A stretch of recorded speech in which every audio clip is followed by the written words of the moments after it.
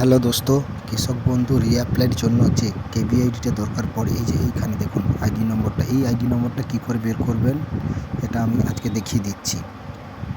প্রথমে সার্চে আসবেন, গুগল বা ক্রোমে যে কোনো এক জায়গায় আসবেন, সার্চে এসে ক্লিক করবেন, ক্লিক করে লিখবেন কৃষক বন্ধু।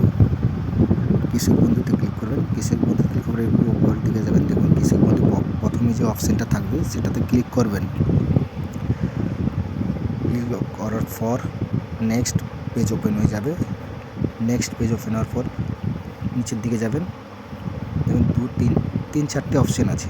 প্রথমে আপনি ডেস্কটপ মোড করে নেবেন মোবাইলটা, 3-4টে অপশান আছে।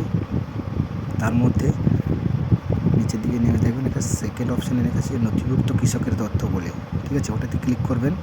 তারপর সিলেকশান অপশান আসবে, সিলেকশান অপশানে ক্লিক করে দেখবেন আপনার ভোটার আইডি, আধার কার্ড, ব্যাঙ্ক অ্যাকাউন্ট নম্বর, কেবি, মোবাইল নম্বর যে কোনো একটা দেবেন, ঠিক আছে। আমি আপনাদের আধার নাম্বার দিয়ে দেখিয়ে দিচ্ছি, ঠিক আছে। নিচে দেখবেন আইডি কার্ড নম্বর, মানে আধার কার্ড সিলেকশন করেছিল ওই আধার কার্ডের নাম্বারটা আপনি টাইপিং করবেন। টাইপ করার পর দেখবেন এই জায়গায় লেখা আছে আই এম নট রোবট, ওখানে টিক চিহ্ন মারবেন। টিক চিহ্ন মারার পর আপনাকে একটা ক্যাপচার দেবে, যেমন select all image with taxi যেখানে আছে ওখানে টিক চিহ্ন মারবেন, ঠিক আছে। মারার পর ভেরিফাইড, নিচে একটা ভেরিফাইড অপশান আছে, ভেরিফাইড ক্লিক করার পর আপনাদের দেখুন এক সাইডে দেখিয়ে দিচ্ছি আমি রাউন্ড করে, ওইখানে যে নাম্বারটা দেওয়া আছে ওইটা হচ্ছে আইডি নম্বর, ঠিক আছে। Thank you.